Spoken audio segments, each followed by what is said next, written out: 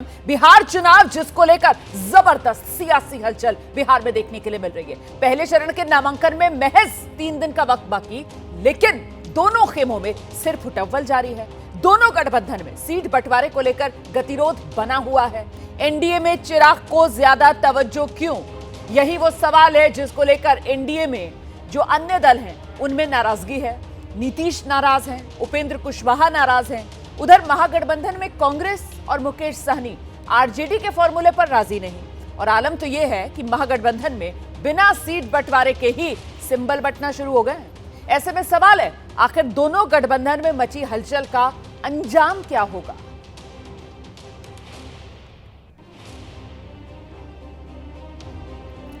तो बिहार चुनाव को लेकर एनडीए में यह खींचतान चल रही है। पटना से दिल्ली रवाना हो गए हैं आरएलएम कुशवाहा, प्रमुख कुशवाहा। नाराजगी के बीच दिल्ली में शाह से मुलाकात करेंगे उपेंद्र कुशवाहा। चिराग को महुआ सीट देने से उपेंद्र कुशवाहा नाराज बताए जा रहे हैं। सूत्र ये जानकारी दे रहे हैं। उम्मीद और विश्वास है सब ठीक होगा, ये उपेंद्र कुशवाहा का बयान सामने आया है। गृहमंत्री अमित शाह से सब मुद्दों को लेकर चर्चा होगी, ये भी उपेंद्र कुशवाहा ने कहा है। दिल्ली जा रहे हैं। एनडीए जो कुछ भी अभी तय कर रहा है उसके संबंध में विमर्श का कुछ मुद्दा बाकी है। इसी विषय पर बात करने के लिए दिल्ली जा रहे हैं और सब कुछ ठीक हो जाएगा, इस उम्मीद के साथ, इस विश्वास के साथ जा रहे हैं। तो उपेंद्र कुशवाहा को आपने सुन लिया। दरअसल कुशवाहा को पटना में बीजेपी नेताओं ने मनाने की काफी कोशिशें की हैं। कल डिप्टी सीएम सम्राट चौधरी से लेकर केंद्रीय मंत्री नित्यानंद राय समेत तमाम बड़े नेताओं ने कुशवाहा से बात की, लेकिन बात बन नहीं पा रही। उपेंद्र कुशवाहा ने खुद कहा है इस बार एनडीए में सब ठीक नहीं है। आप सुनिए। This time nothing is well in NDA. This time nothing is well in NDA. तो अब आप ये जानिए कि आखिरकार सूत्र क्या बता रहे हैं। उपेंद्र कुशवाहा की नाराजगी की वजह क्या है। महुआ सीट कुशवाहा को दी गई थी और बाद में ये सीट चिराग पासवान को दे दी गई, तो कुशवाहा इस बदलाव से नाराज। 6 सीट मिलने को लेकर भी उपेंद्र कुशवाहा की नाराजगी है। सम्मानजनक सीटें चाहिए, ये वो मांग है जो उपेंद्र कुशवाहा से लेकर जीतन राम मांझी तक की तरफ से की जा रही थी। और ऐसे में जीतन राम मांझी और उपेंद्र कुशवाहा को दोनों को ही एनडीए में बिहार विधानसभा चुनाव के लिए 6 सीटें दी गई हैं चुनाव लड़ने के लिए, और इसी को लेकर नाराजगी उपेंद्र कुशवाहा की जो अब खुलकर सामने आ रही है। और साथ ही वो महुआ सीट जो पहले तो उपेंद्र कुशवाहा के खाते में गई थी, लेकिन बाद में जब औपचारिक तौर पर मोहर लगी सीट शेयरिंग के फॉर्मूले पर, तो चिराग पासवान के खाते में चली गई। इसको लेकर भी उपेंद्र कुशवाहा नाराज कि चिराग को इतनी तरजीह क्यों।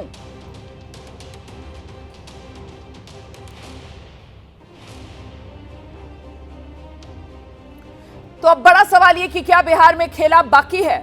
बिहार में बैठकों पर बैठकें हो रही हैं, लेकिन नतीजा कोई निकल नहीं रहा है। और देखिए, उपेंद्र कुशवाहा और उनकी नाराजगी इतनी बढ़ गई है कि अब उपेंद्र कुशवाहा जो है, कल तक जो कोशिशें की जा रही थी उपेंद्र कुशवाहा को मनाने की, जिसमें नित्यानंद राय से लेकर सम्राट चौधरी तक सब उपेंद्र कुशवाहा से मिलने के लिए गए, उनसे बात करने के लिए गए, बात नहीं बनी। तो अब उपेंद्र कुशवाहा दिल्ली में अमित शाह से मुलाकात कर सकते हैं। सूत्रों के हवाले से ये बड़ी खबर है। हम सीधे आपको लेकर चलेंगे। हमारे साथ हमारे सहयोगी शशांक इस वक्त मौजूद हैं। शशांक, उपेंद्र कुशवाहा की नाराजगी खुलकर सामने आ रही है। उपेंद्र कुशवाहा को मनाने का फॉर्मूला बीजेपी के पास क्या हो सकता है? देखिए, कल उपेंद्र कुशवाहा सासाराम जा रहे थे और बीच रास्ते से लौट के आए हैं। दरअसल कल उनको एकदम से सूचना दी जाती है, जो सोर्सेज बता रहे हैं कि आपको जो महुआ सीट दी गई है उसको जो है चिराग को जो है वो दिया जा रहा है। चिराग वहां से संजय सिंह को प्रत्याशी बनाने की तैयारी कर चुके हैं, जबकि कुशवाहा इस सीट से अपने प्रत्याशी का चयन कर लिए थे और सिंबल देने की तैयारी में थे। तो इस चीज़ से कुशवाहा बेहद नाराज हुए, बीच रास्ते से लौट के आए। पहले अब पटना आवास पर अपने पदाधिकारियों के साथ आपात बैठक की। ये बैठक चल ही रही थी कि तब तक में डिप्टी सीएम सम्राट चौधरी, केंद्रीय गृह राज्य मंत्री नित्यानंद राय, बीजेपी के राष्ट्रीय सचिव ऋतुराज सिन्हा, बीजेपी कोटे के मंत्री नितिन नवीन उनके घर पर पहुंचते हैं। उनको मनाने की कोशिशें की जाती हैं और देर रात तक जो है ये मीटिंग चलती है। कुशवाहा को 6 सीटें दी गई हैं, इससे भी वो जो है पहले ही से नाराज हैं। बता दें उसके बाद कुशवाहा जो है बाहर निकलते हैं और कहते हैं कि एनडीए में कुछ भी ठीक नहीं है। उसके बाद आनंद फानन में नित्यानंद राय के साथ वो दिल्ली गए हैं। केंद्रीय गृह मंत्री अमित शाह ने बुलाया है, वहाँ बातचीत कर उनको मनाने की जो है वो कोशिश की जाएगी। अब कुशवाहा कैसे मान सकते हैं ये समझिए। महुआ सीट चिराग को बीजेपी की टॉप लीडरशिप ने होल्ड पर रखने को कह दिया गया है, तो इनको महुआ सीट वापस मिल सकती है। 6 जो सीट मिली है इसको 1 सीट और बीजेपी जो है वो जो है बढ़ा सकती है। आगे चल के मोदी मंत्रिमंडल में इनको जो है वो एडजस्ट किया जा सकता है। अप्रैल में इनके राज्यसभा का जो टेन्योर है वो समाप्त हो रहा है, फिर से इनको 6 साल के लिए राज्यसभा जो है वो भेजा जा सकता है। तो बातचीत चल रही है, कुशवाहा को मनाने की कोशिशें जारी हैं। देखिए कुशवाहा समाज के बड़े नेता हैं बिहार में उपेंद्र कुशवाहा, अगर कोई बड़ा फैसला ले लेते हैं चुनावी वर्ष में तो एनडीए को नुकसान हो सकता है। तो दिल्ली में इसीलिए तो कहा जा रहा है कि जब तक औपचारिक तौर पर ऐलान नहीं हो जाती और मोहर नहीं लग जाती तब तक बिहार की पॉलिटिकल पिक्चर बाकी है। एनडीए में चिराग पासवान को लेकर तकरार, और इस बीच बड़ी खबर ये आ रही है कि बीजेपी के शीर्ष नेतृत्व ने चिराग पासवान को संदेशा भेजा है। चिराग से 2 सीटों को होल्ड पर रखने को कहा है। ये सूत्रों के हवाले से बड़ी खबर है। और जैसा कि अभी अभी जानकारी शशांक दे रहे थे, 1 सीट तो वो महुआ वाली सीट है जिसको लेकर उपेंद्र कुशवाहा नाराज बताए जा रहे हैं। चिराग के हिस्से की महुआ सीट, इसको लेकर चिराग से कहा गया है कि होल्ड कर लीजिए अभी। और वहीं चकाई सीट भी होल्ड करने को कहा गया है। सूत्रों के हवाले से ये बड़ी खबर है। एनडीए में कुछ सीटों पर फ्रेंडली फाइट भी चिराग पासवान कर सकते हैं। दरअसल चिराग को गठबंधन में 29 सीटें मिली हैं। इसमें महुआ और चकाई सीटों को होल्ड करने के लिए बीजेपी की तरफ से चिराग पासवान को कह दिया गया है, क्योंकि महुआ सीट को लेकर उपेंद्र कुशवाहा बहुत नाराज हैं और इसी तरीके का पेच चकाई सीट को लेकर भी फंसा हुआ है। और वो क्या है पेच, जान लेते हैं जरा शशांक से। शशांक, देखिए चकाई से 2020 में निर्दलीय जीते थे सुमित सिंह, बिहार सरकार में मंत्री बने और जदयू का उन्होंने हमेशा समर्थन किया सरकार में। यहाँ से उनको लड़ना है तो जदयू तो उनके समर्थन में है इस सीट से। लेकिन उनके पिता थे नरेंद्र सिंह और चिराग के पिता जो है थे रामविलास पासवान, इन लोगों में जो है संबंध बढ़िया नहीं थे।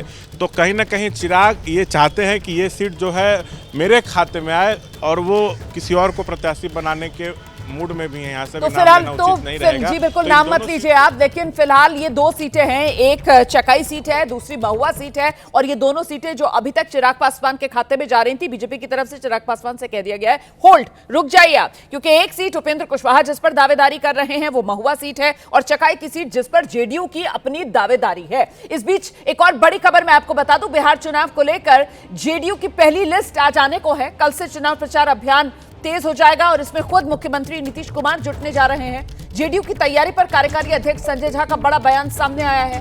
आज पहली और कल उम्मीदवारों की दूसरी लिस्ट सामने होगी, ये संजय झा की तरफ से कह दिया गया है। कल समस्तीपुर और दरभंगा में प्रचार करेंगे नीतीश कुमार। नीतीश के प्रचार प्लान का भी मीडिया के सामने ब्यौरा रख दिया है संजय झा ने। कल वो समस्तीपुर और संभवतः दरभंगा दोनों जगह उनका कार्यक्रम, चुनावी अभियान कल से शुरुआत है मुख्यमंत्री जी का।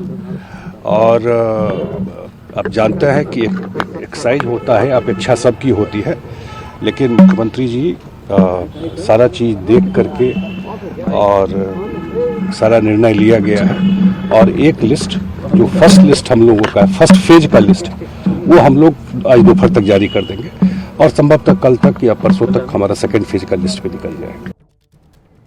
तो एक तरफ संजय झा हैं, पार्टी की चुनावी तैयारियों को लेकर वो जानकारी दे रहे हैं, वहीं एनडीए में सिर फुटव्वल को सिरे से खारिज कर रहे हैं। संजय झा के मुताबिक पूरा एनडीए एकजुट है, नीतीश के नेतृत्व में सरकार बनाने की तैयारी में है, कोई भी नाराज नहीं है। संजय झा का आरोप है कि नाराजगी की खबरें उड़ाने के पीछे दरअसल सिर्फ और सिर्फ सियासी विरोधी हैं। जा रहा है विपक्ष की ओर से कि एनडीए नेताओं में ही आपस में सिर्फ फुटओवर है या जेडीयू कहाँ सिर्फ फुटओवर? नीतीश जी के नेतृत्व में पूरा एनडीए एक है। आप लोगों ने भी देखा पूरे बिहार में 243 विधानसभा में एनडीए सम्मेलन हुआ, 5 पार्टी के लोग गए, प्रधानमंत्री जी का कितना सारा कार्यक्रम यहाँ पर हुआ है, मुख्यमंत्री जी प्रगति यात्रा से लेके लगातार जो लास्ट डे जिस दिन अनाउंसमेंट इलेक्शन का हुआ उस दिन भी वो मुजफ्फरपुर के सकरा में थे। इसलिए लगातार सारा कार्यक्रम चल रहा है और मुझे लगता है कि पूरा एनडीए एक होकर के इतना डिसाइसिव मैंडेट आने वाला है जो 2010 के मैंडेट को भी पार करेगा। एक सेकंड आज भी देख रहे हैं, विपक्ष में कुछ भी तय नहीं है। मैं इस पर कमेंट नहीं करना चाहता था, कुछ भी तय है, नंबर, सीट, जो एक स्थिति है उसमें, इसलिए उन लोगों को पता है कि रिजल्ट क्या होने वाला है। कमान संभाले हुए हैं, पूरा बिहार का भी कमान संभाले हुए हैं और पार्टी का भी कमान संभाले हुए हैं। इस पार्टी में जो भी निर्णय होता है नीतीश कुमार जी के कंसेंट, उनके विचार के बाद ही होता है। सब उनसे डिस्कस, हाँ वो डेमोक्रेटिक आदमी, ऑटोक्रेट नहीं है, वो सबसे चर्चा करते हैं, सबका फीडबैक लेते हैं और फिर निर्णय लेते हैं, लेकिन अंतिम मुहर किसी भी चीज पर मुख्यमंत्री जी लगा। सीधे रुक करेंगे, शशांक हमारे सहयोगी लगातार बने हुए हैं हमारे साथ। शशांक, जो संजय झा की तरफ से कहा जा रहा है कि साहब कमान नीतीश कुमार संभाले हुए हैं, जो कुछ हो रहा है वो नीतीश कुमार की मर्जी के मुताबिक हो रहा है, तो फिर तो पूछा जाएगा कि ये सारा विवाद है क्यों? और ऐसे में अब बड़ा सवाल ये हो जाता है कि चिराग पासवान, जिन्हें पहले 29 सीटें दे दी गई और बाकायदा वो सीटों को लेकर नाम भी उनके साथ साझा कर लिए गए, और अब ये जो नाराजगी सहयोगियों में सामने निकल कर आ रही है, इसके बाद चिराग पासवान को होल्ड पर होल्ड वाले जो संदेशे भेजे जा रहे हैं बीजेपी की तरफ से, इसका असर क्या होने वाला है? चिराग पासवान इतनी आसानी से मान जाएंगे क्या? तो वही तो मैंने आपको कहा कि एक तो 29 सीटें उनको दी गई हैं, कौन कौन सी सीटों पे लड़ना है ये भी उनको बता दिया गया था, लेकिन कुछ सीटें जदयू जो है उन सीटों पे जदयू भी है जो उम्मीदवार उतारेगी, कुछ ऐसी सीटें हैं चिराग के पास जो जदयू की हैं। लेकिन आपको मैंने अभी बताया कि चिराग जो है कुछ सीटों पर एनडीए में फ्रेंडली फाइट के मूड में है, और मैं बहुत विश्वास सूत्रों से ये जानकारी मिली है। ये भी हो सकता है कि जदयू की कुछ सीटों पर चिराग भी जो है वो कैंडिडेट दे दें, तो हो सकता है 2020 में जो हुआ था वैसा कुछ सीटों पर इस बार फिर जो है देखने को मिल सकता है। चिराग ज्यादा समझौता करने के मूड में नहीं है, 29 सीटों पर उन्होंने तैयारी कर रखी है। रोक रही हूँ, इस वक्त एक बड़ी खबर आ रही है शशांक, एनडीए में नीतीश की नाराजगी को लेकर सबसे बड़ी खबर ये आ रही है, नीतीश की नाराजगी पर आरजेडी की नजर है। सूत्र ये जानकारी दे रहे हैं, जेडीयू ने पेशकश की तो आरजेडी बात करेगी, नीतीश से सीएम चेहरे पर समझौता नहीं करेगी आरजेडी, ये भी सूत्रों के हवाले से बड़ी खबर है। सियासत संभावनाओं का खेल है, हमेशा कोई दोस्त या कोई दुश्मन राजनीति में होता नहीं है, और ये बहुत बड़ी खबर है। जेडीयू ने पेशकश की तो आरजेडी बात करेगी, सूत्रों के हवाले से ये बड़ी खबर, और इसीलिए एबीपी न्यूज पर हम लगातार आपको कह रहे हैं कि क्या बिहार की राजनीति में अभी बड़ा खेला बाकी, क्या बिहार की पॉलिटिकल पिक्चर में अभी बड़ा ट्विस्ट आना बाकी, क्योंकि नाराज नीतीश कुमार हैं और नीतीश की नाराजगी पर नजर आरजेडी की बनी हुई है। क्या 2015 वाला फॉर्मूला 2025 में भी अपनाया जा सकता है? साथ साथ चुनाव लड़ सकते हैं क्या आरजेडी और जेडीयू? ये सबसे बड़ी खबर इस वक्त की जो एबीपी न्यूज पर हम आपको बता रहे हैं सूत्रों के हवाले से। सीधे आपको लेकर चलेंगे, हमारे साथ हमारे सहयोगी शशांक इस वक्त मौजूद हैं, और जरा शशांक से जानते हैं। शशांक, जिस बात को लेकर लगातार संकेतों में चर्चा की जा रही है कि बिहार की राजनीति में अभी खेला बाकी है, क्या वो इसी ओर इशारा था? देखिए, जिस तरह से एनडीए में असंतोष उभरा है सीट शेयरिंग के बाद, और जिस तरह से नीतीश कुमार की नाराजगी की बात सामने आ रही है सूत्रों से, 3 चीज़ों पे कहीं ना कहीं नीतीश नाराज है। एक तो ये बराबरी पर कैसे डिसीजन हो गया, तो हम लोग तो बड़े भाई की भूमिका में हमेशा रहे हैं। चिराग को जदयू की कुछ सीटें दी गई, इसको लेकर नाराजगी थी। अब इसी बीच जदयू ने शर्त रख दी है, हमारे सोर्सेज बता रहे हैं बीजेपी के सामने, कि एनडीए के सभी दल मिलकर औपचारिक रूप से नीतीश को एनडीए का मुख्यमंत्री चेहरा घोषित करें, नीतीश के नेतृत्व में लड़ेंगे, ये कहने से काम नहीं चलेगा। तो जदयू ने पेच फंसाया, और इसी बीच जो सोर्सेज बता रहे हैं कि आरजेडी की पैनी नज़र है जो ये एनडीए में घटनाक्रम जो है तेजी से बदल रहा है, और पार्टी का मानना है कि अगर उधर से प्रस्ताव बातचीत के लिए आता है तो हम लोग पीछे नहीं हटेंगे, आगे बढ़ेंगे, बात करेंगे। तो बातचीत करने में कोई दिक्कत नहीं है, लेकिन सबसे बड़ी बात यह है कि आरजेडी की शर्त है कि ये जो सीएम चेहरा है इस पर समझौता तो हो ही नहीं सकता। जितना सूरज का पूरब से निकलना उगना यूनिवर्सल ट्रुथ है, वैसे ही सीएम चेहरा पर समझौता हम लोग नहीं कर सकते, ये उतना ट्रुथ है। ठीक है, सीएम चेहरे पर समझौता नहीं हो सकता है, ये आरजेडी के सूत्रों के हवाले से कहा जा रहा है, लेकिन साथ ही साथ नजर आरजेडी की नीतीश कुमार की नाराजगी पर बनी हुई है, और इस बीच बिहार में महागठबंधन के भीतर की अभी क्या स्थिति है ये भी तो जानना जरूरी हो जाता है ना। महागठबंधन में तो खुद ही सिर फुटंपल चल रहा है, कांग्रेस और आरजेडी के बीच फिर से तकरार बढ़ गई है, सूत्र ये जानकारी दे रहे हैं। अब आरजेडी जो है वो 60 सीट से ज्यादा देने को तैयार नहीं है, और 60 सीट से ज्यादा की मांग पर कांग्रेस अड़ गई है। 65 सीटों पर प्रत्याशी उतारने की कांग्रेस पार्टी ने तैयारी कर ली है, ये बड़ी खबर सूत्रों के हवाले से। कांग्रेस के लिए आरजेडी 58 सीट तक राजी है, लेकिन कांग्रेस 65 सीट पर तैयारी कर रही है। कांग्रेस ने भी आरजेडी को अपना फॉर्मूला दिया। आरजेडी को 138, बाकी सहयोगियों के लिए 40 सीट। सूत्र तेजस्वी के 12 सीटों के प्रस्ताव से साहनी नाखुश हैं, ये जानकारी साझा कर रहे हैं। बिना सीट बंटवारे के महागठबंधन में सिंबल बांटना जारी है।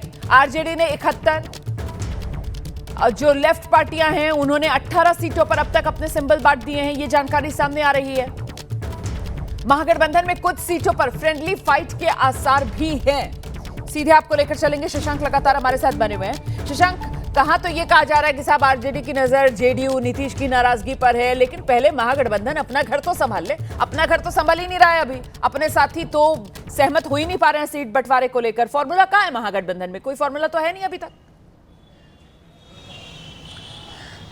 तभी तो आरजेडी की नज़र जदयू पर है, तभी तो नज़र है, तभी तो संभावनाओं के द्वार खुले हुए हैं। वही तो मैं बता रहा हूँ। देखिए, कांग्रेस जो है 60 सीटें चाहती है, राजद से लगभग उतनी सीटों पर सहमति बनती दिख रही है। कांग्रेस कोटे की कौन सी संभावित सीटें हैं ये भी लगभग जो है अब तय हो चुकी हैं। आरजेडी 135 या 138 पर लड़ सकती है। करीब 75 प्रत्याशियों को लालू प्रसाद यादव ने जो है वो सिंबल बांट दिया है। अब तक उम्मीदवारों की सूची जारी नहीं हुई है, लेकिन करीब 75 उम्मीदवारों को 2 दिनों में सिंबल बांट दिया गया है। कई लोगों को नामांकन के लिए तैयार रहने को भी कहा गया है, जिनको भी सिंबल नहीं दिया गया वो लोग भी आके जो है वो सिंबल लेंगे। तो जो हमारे सोर्सेज बता रहे हैं कि महागठबंधन में आरजेडी 135 से 138, कांग्रेस को 60 सीटें मिल सकती हैं। ये जो वाम दल हैं जिसमें सीपीआई-एमएल, सीपीआई और सीपीएम है, इनको 30 सीटें दी जा सकती हैं। 18 उम्मीदवारों की सूची तो सीपीएमएल ने जारी कर ही दी है, उनको जो है लगभग 20 से 22 सीटें जो है 30 में से मिल सकती हैं। बाकी सीटों को सीपीआई सीपीएम के बीच जो है वो एडजस्ट किया जाएगा। और आपको बता दें 18 सीटें जो हैं मुकेश सहनी, जेएमएम और आईआईपी के लिए छोड़ी जा सकती हैं। मुकेश सहनी को 15 सीटें देने को तेजस्वी तैयार है, लेकिन सहनी जो है 25 तक आ गए हैं, लेकिन 15 पे नहीं मान रहे हैं, लेकिन मान जाएंगे 15 पे, ऐसा कहा जा रहा है। और 2 सीट जेएमएम और 1 सीट जो है आईआईपी को दी जा सकती है। और मैं आपको बता दूं आज देर रात या कल सुबह तक जो है वो क्लियर हो जाएगा। अब मुझे नहीं लगता कि कुछ ज्यादा पेच बाकी है उस ऐलान का, क्योंकि लगातार ये कहा जा रहा है कि बस इंतजार कर लीजिए, आज शाम कल सुबह, आज शाम कल सुबह। अब तो वक्त निकलता जा रहा है ना। बहुत शुक्रिया फिलहाल आपका इस तमाम जानकारी के लिए शशांक। देखिए, एक तरफ महागठबंधन में सीट बंटवारे को लेकर ये खींचतान जो चल रही है, दूसरी ओर नामांकन का दौर शुरू हो गया है। तेजस्वी यादव आज राघोपुर सीट के लिए नामांकन भरने जा रहे हैं। लालू प्रसाद यादव भी तेजस्वी के नामांकन में शामिल होंगे, जानकारी सामने आई है। नामांकन से पहले तेजस्वी यादव का रोड शो होगा। नामांकन के बाद तेजस्वी जनसभा को संबोधित करेंगे।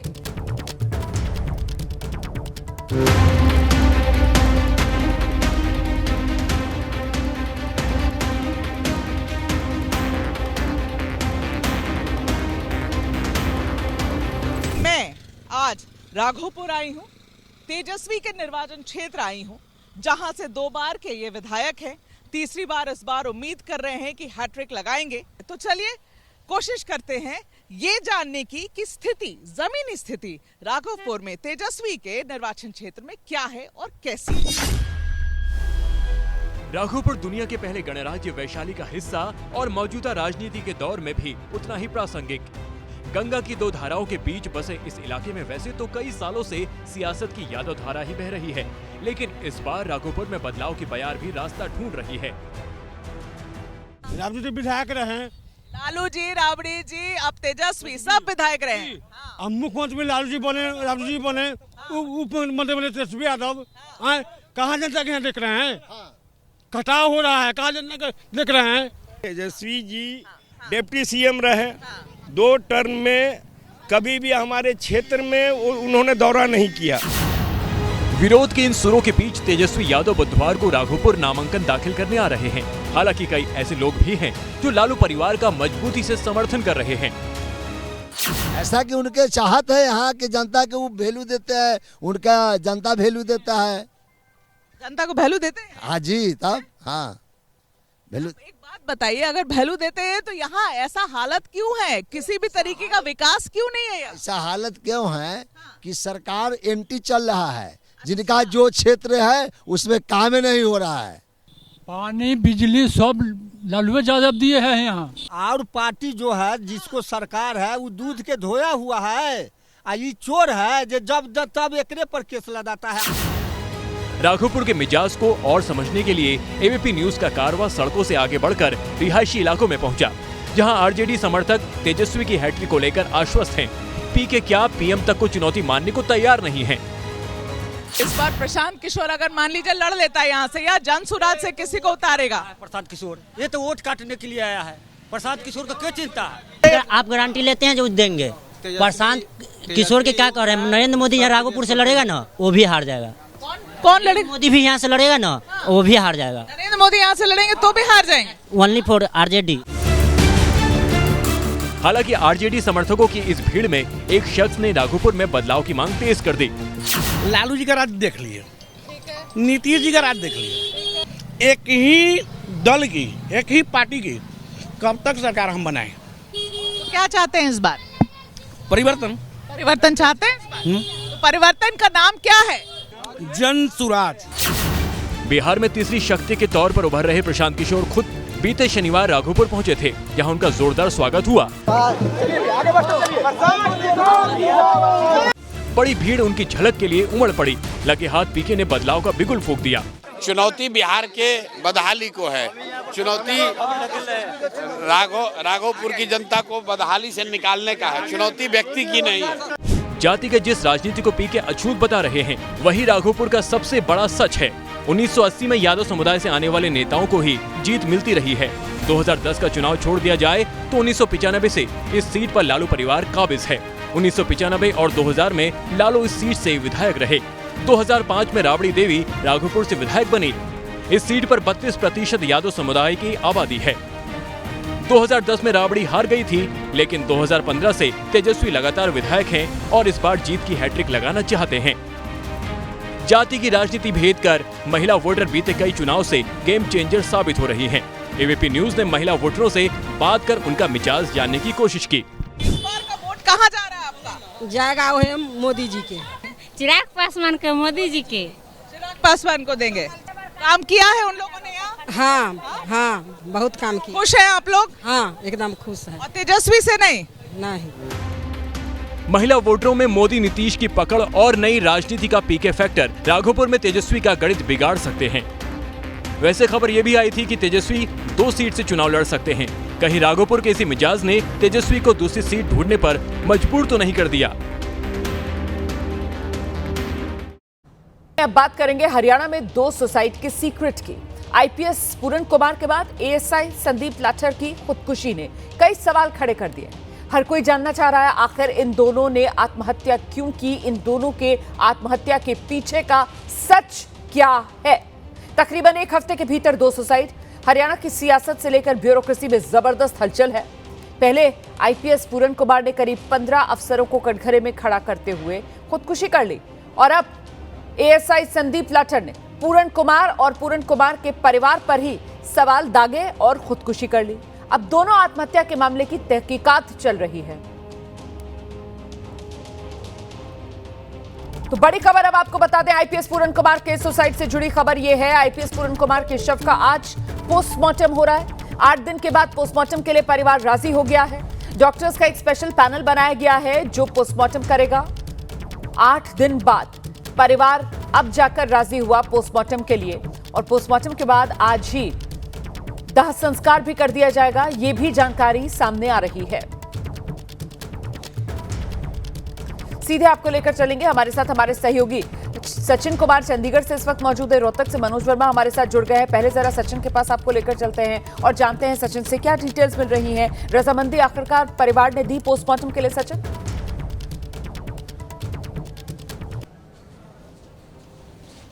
अपनी सहमति जो है वो पोस्टमार्टम के लिए दे दी है। अब पोस्टमार्टम जो है शुरू हो गया है पीजीआई में इनफैक्ट जो है, और आज शाम को जो है क्रिमेशन जो है वो भी किया जाएगा। ये सारी सहमति जो है पिछले कल जब डीजीपी शत्रुजीत कपूर को छुट्टी पे भेजा गया उसके बाद ये सारी चीज़ें जो हैं मूव हुई हैं और परिवार ने सहमति जो है पोस्टमार्टम के लिए दी है। पिछले कल जो है मीटिंग जो है कमेटी की हुई थी, जो कमेटी बनाई है दलित संगठनों की, उसके बाद उन्होंने जब मीडिया से बात की तो उन्होंने कहा था कि परिवार जो है इस बात से लगभग संतुष्ट है कि हरियाणा सरकार ने डीजीपी शत्रुजीत कपूर को छुट्टी पे भेज दिया है। अब सवाल था कि चंडीगढ़ पुलिस जहां पे मामला दर्ज है, जहां पे एफआईआर दर्ज है, जहां पे मांग थी परिवार की कि शत्रुजीत कपूर और जो रोहतक से जो एसपी थे नरेंद्र बिजारनिया उनको गिरफ्तार किया जाए, तो जो परिवार की तरफ से जो है मीडिया के साथ भी साझा किया गया है कि उन्हें होप है कि इम्पार्शियल इन्वेस्टिगेशन जो है चंडीगढ़ पुलिस करेगी, और चंडीगढ़ पुलिस ने इस तरीके का विश्वास जो है परिवार को दिलाया है, जिसके बाद जो है परिवार पोस्टमार्टम के लिए सहमत हुआ है। इसमें अब डॉक्टर्स का एक पैनल बनाया गया है, वीडियोग्राफी की जाएगी एग्जीक्यूटिव मैजिस्ट्रेट के सामने और बैलिस्टिक एक्सपर्ट होंगे उस पैनल में जो सारा जो पोस्टमार्टम है उसको करेंगे, और उसके बाद जो है फिर पार्थिव शरीर जो है वो अंतिम दर्शनों के लिए भी जो है वो रखा जाएगा। आप रहिए मेरे साथ, मैं लौटूंगी आपके पास सचिन। देखिए इस बीच एक और बड़ी खबर है, दर्शकों को बता देते हैं। हरियाणा में एएसआई संदीप लाठर के घर मुख्यमंत्री नायब सिंह सैनी जाएंगे। एएसआई संदीप लाठर के मामा से सीएम मुलाकात करेंगे। शव के पोस्टमार्टम से परिवार इनकार कर चुका है, अभी भी घर पर ही रखा है एएसआई संदीप लाठर का शव। सीधे रुक करेंगे हमारे साथ हमारे सहयोगी मनोज वर्मा इस वक्त मौजूद है, और जरा मनोज से ही जानते हैं। मनोज, क्या कहा जा रहा है परिवार की तरफ से, क्यों पोस्टमार्टम के लिए परिवार राजी नहीं है, और अब मुख्यमंत्री खुद पहुंचेंगे यहां पर परिवार से मुलाकात करने के लिए? मनोज जी बिल्कुल, देखिए रोमाना, आपको बताना चाहूँगा कि मुख्यमंत्री का ही जो इंतज़ार है वो यहाँ पर किया जा रहा है। तस्वीरें आप देख सकते हैं कि लोग यहाँ पर मौजूद हैं, और मुख्यमंत्री के आने से पहले जो तमाम सिक्योरिटी प्रोटोकॉल्स हैं वो पूरे किए गए हैं। सुरक्षा की पूरी पुख्ता व्यवस्था यहाँ पर की गई है, और परिवार के लोगों से जो हमारी बातचीत हुई है तो उनका साफ तौर पर ये कहना है कि जब तक इंसाफ नहीं मिलेगा तब तक वो आगे पोस्टमार्टम नहीं होने देंगे। फिलहाल जो संदीप का शव है वो अभी घर के अंदर ही मौजूद है। मुख्यमंत्री नायब सिंह सैनी जो हैं वो किसी भी वक्त यहाँ पर पहुँच सकते हैं, और परिवार को उम्मीद है कि इनको इंसाफ मिलेगा, और उसके बाद शायद हो सकता है आगे की प्रक्रिया पूरी हो। और जब पोस्टमार्टम होगा तो इसमें भी जो हमारी अधिकारियों से बातचीत हो रही है उनका साफ तौर पर यह कहना है कि एक पूरा डॉक्टर्स का पैनल बनाया जाएगा, और उसके बाद ही पोस्टमार्टम किया जाएगा, जिसकी वीडियोग्राफी भी की जाएगी। तो फिलहाल यहाँ पर लोगों को इंतजार है मुख्यमंत्री नायब सिंह सैनी के आने का। अब ये देखना होगा कि वो किस तरीके की जो घोषणा है वो करते हैं, और क्योंकि जो परिवार की कुछ मांगे हैं वो भी यहाँ पर आने के बाद वो सुनेंगे। तो यहाँ फिलहाल जो है इंतजार था मनोज, जो बार बार पूछा जा रहा था कि एएसआई सुसाइड से पहले वो कई पन्ने का सुसाइड नोट उन्होंने छोड़ा, वो वीडियो संदेश जो उन्होंने रिकॉर्ड किया वो देश ने देखा, ऐसे में वो आखिरकार ट्रिगर पॉइंट क्या रहा और क्यों अचानक से एएसआई ने खुदकुशी की? मनोज जी देखिए, ये मामले की अगर हम बैकग्राउंड की बात करें तो 6 तारीख को जो आईपीएस वाई पूरण कुमार है उनके गनर को गिरफ्तार किया गया था। एफआईआर दर्ज हुई थी और उनके गनर को रिश्वत मांगने के आरोप में कारोबारी से गिरफ्तार किया गया था, और 7 अक्टूबर को आईपीएस वाई पूरण कुमार ने खुदकुशी कर ली थी। जो सुसाइड नोट संदीप की तरफ से मिला है, सुसाइड नोट भी मिला है, और संदीप ने एक वीडियो भी बनाया था जिसमें साफ तौर पर उसका ये कहना था कि क्योंकि वाई पूरण कुमार जो है वो कहीं ना कहीं इस मामले में घिरते हुए नजर आ रहे थे और बदनामी के डर से उन्होंने खुदकुशी कर ली। और जो संदीप कुमार है वो इस केस से जुड़े हुए थे, इस केस की इन्वेस्टिगेशन में वो शामिल थे। तो फिलहाल पुलिस का भी ये कहना है कि जो तमाम सबूत जुटाए गए हैं, जो वीडियो मिला है, इसके अलावा जो सुसाइड नोट मिला है, उसकी जांच पुलिस लगातार कर रही है, और परिवार को भी इंसाफ का इंतजार है। दिल्ली एनसीआर में ग्रीन पटाखों की बिक्री पर सुप्रीम कोर्ट का आदेश आ गया है। दिल्ली एनसीआर में ग्रीन पटाखों की बिक्री होगी। इस वक्त की बड़ी खबर, दिल्ली एनसीआर में ग्रीन पटाखों की बिक्री पर सुप्रीम कोर्ट का बड़ा आदेश। ग्रीन पटाखों की बिक्री दिल्ली एनसीआर में हो सकती है। दिल्ली में ग्रीन पटाखों पर कोई प्रतिबंध नहीं है। इस बार दिवाली पर दिल्ली में पटाखों पर बैन नहीं। जी भरकर दिवाली पर पटाखे चलाइए, लेकिन शर्त बस एक है कि ग्रीन पटाखे ही हो। दिल्ली एनसीआर में ग्रीन पटाखों की बिक्री पर कोई प्रतिबंध नहीं है। सुप्रीम कोर्ट की तरफ से बड़ा फैसला सुना दिया गया है। इस बार त्योहार में खूब रंग जमेगा, क्योंकि दिवाली के मौके पर सुप्रीम कोर्ट ने ग्रीन पटाखों की बिक्री पर से रोक हटा दी है। ग्रीन पटाखों की बिक्री पर कोई प्रतिबंध नहीं है। ग्रीन पटाखे जमकर दीपावली पर आप चला सकते हैं। दिल्ली में ग्रीन पटाखों की बिक्री हो सकती है। इस बार दिवाली पर दिल्ली में पटाखों पर पूर्ण बैन नहीं, ग्रीन पटाखे दिवाली पर चलाए जा सकते हैं। दिल्ली एनसीआर में ग्रीन पटाखों की बिक्री होगी। ग्रीन पटाखों की मैन्युफैक्चरिंग को लेकर आदेश पहले ही अदालत की तरफ से दे दिया गया था, ये कहते हुए कि ठीक है, फैसला आने वाले समय में होगा, लेकिन तब कहीं ऐसा ना हो कि स्टॉक की कमी हो जाए। और ऐसे में अब आज अदालत में जब ये मामला सुनवाई के लिए आया तो फिर ग्रीन पटाखों की बिक्री का आदेश भी अदालत की तरफ से दे दिया गया है। तो पिछले कई साल से दिल्ली में पटाखों की बिक्री पर बैन दिल्ली एनसीआर में, और उसकी वजह वो पर्यावरण ही बार बार गिनाया जाता था। और इस बार दिल्ली एनसीआर में ग्रीन पटाखों की बिक्री होगी। सुप्रीम कोर्ट ने अपने आदेश से साफ कर दिया है रास्ता। सीधे आपको लेकर चलेंगे, हमारे साथ हमारे सहयोगी अंकित गुप्ता इस वक्त मौजूद हैं। अंकित, इस बार की दीपावली और रोशन होगी। जो पूर्ण बैन अभी तक दिल्ली एनसीआर में पटाखों पर था, अब सुप्रीम कोर्ट ने साफ कर दिया है ग्रीन पटाखों की बिक्री पर कोई रोक नहीं।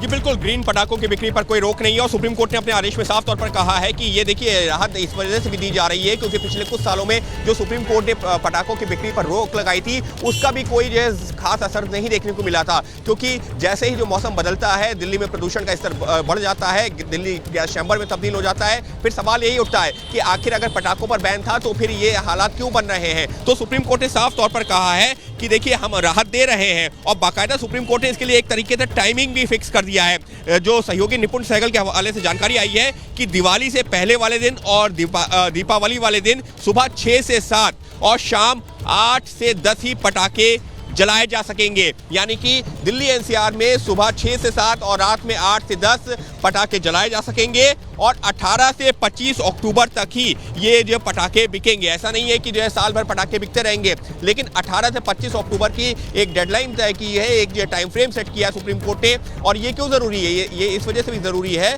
क्योंकि ये जो है ये एक तरीके से त्योहारी मौसम होता है और सुप्रीम कोर्ट ने आज जो अपना आदेश दिया है उसमें एक बात का और जिक्र किया है कि देखिए ये एक जो है पटाखों पर रोक का जो वांछित असर नहीं हुआ है, हमें उत्सव की भावना और पटाखा उद्योग से जुड़े हुए लोगों के हित का भी ध्यान रखना होगा, ये सुप्रीम कोर्ट ने अपने आदेश में कहा है। और साफ तौर पर एक चिंता भी जाहिर की है, वो ये है कि ग्रीन पटाखों को चलाने की अनुमति दी गई है, लेकिन उसके साथ ही में कुछ जो नॉन ग्रीन क्रैकर्स होते हैं यानी कि जो श्रेणी में नहीं आते हैं वो पटाखे भी बिकते हैं। वो एक चिंता का विषय है, उस पर सख्ती बरतनी होगी। लेकिन कुल मिलाकर के दिल्ली एनसीआर के लोगों को सुप्रीम कोर्ट से एक थोड़ी सी जो है राहत इस वजह से हम कह सकते हैं कि वो लोग जो कि पटाखे जलाते हैं, भले ही सुप्रीम कोर्ट का आदेश रहा हो, लेकिन नहीं मानते हैं या फिर जो है उसका जो है एक तरीके से उसको पालन नहीं करते हैं, तो सुप्रीम कोर्ट ने तमाम लोगों की भावनाओं का जिक्र करते हुए इस बार अनुमति दी है। बिल्कुल, ये बड़ी खबर है। देखिए सुप्रीम कोर्ट की तरफ से अनुमति दे दी गई है, ग्रीन पटाखे चला सकते हैं आप। ग्रीन पटाखों की बिक्री के लिए भी सुप्रीम कोर्ट की तरफ से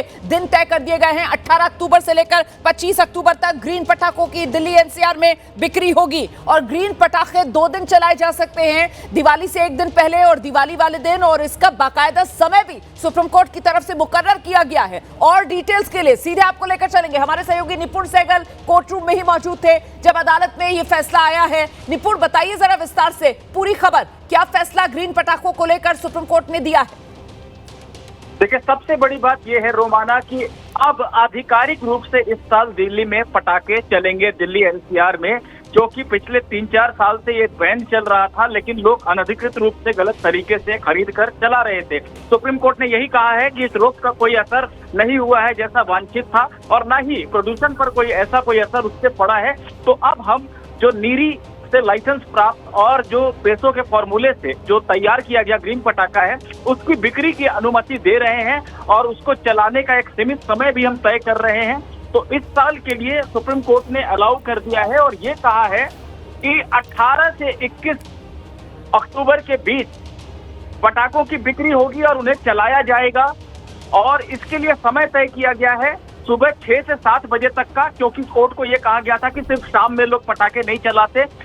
दिल्ली में बहुत सारे ऐसे भी लोग रहते हैं जो साउथ के राज्यों से है, दक्षिण के राज्यों से, वो सुबह पटाखे चलाते हैं। तो इन बातों को सोचा जाए तो सुप्रीम कोर्ट ने कहा है सुबह 6 से 7 और शाम में 8 से 10 बजे के बीच पटाखे चला सकते हैं लोग। और दिवाली से 1 दिन पहले से लेकर दिवाली के दिन तक के लिए ये अनुमति दी गई है। हालांकि हमें विस्तृत आदेश को देखना पड़ेगा, हो सकता है कि आदेश के कुछ हिस्सों को बताने में मेरे से गलती हो रही हो। ठीक है, जरा तारीख एक बार और क्रॉस चेक कर लीजिए, क्योंकि अभी तक हम ये चला रहे हैं कि बिक्री के लिए जो तारीखें तय की गई है वो 18 अक्टूबर से 25 अक्टूबर तक बिक्री हो सकती है। आपने अभी बताया 18 से 21 अक्टूबर, तो जरा तारीख अगर आप क्लियर कर दें, क्या अदालत ने तय की है दिल्ली एनसीआर में पटाखों की बिक्री की?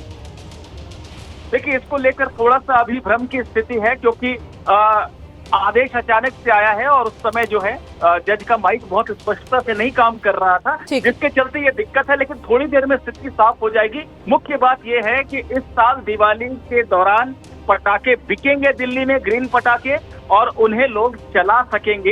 ये सबसे अहम बात है। तारीखों को लेकर जरूर कुछ भ्रम है अभी, और समय ये तय हो गया है कि सुबह 6 से 7 और शाम को 8 से 10 बजे के बीच में पटाखे। बड़ी खबर है और इसीलिए हम कह रहे हैं कि इस बार दिल्ली एनसीआर वालों की दिवाली रौनक वाली रहने वाली है। इस बार दिल्ली एनसीआर वालों की दिवाली और रोशन होने वाली है, क्योंकि पिछले कुछ सालों से दिल्ली एनसीआर में जो पटाखों की बिक्री पर पूर्णतः रोक थी, उसको सुप्रीम कोर्ट ने हटा दिया है और दीपावली के मौके पर ग्रीन पटाखे चलाने की इजाजत सुप्रीम कोर्ट ने वक्त के साथ साथ तय कर दी है।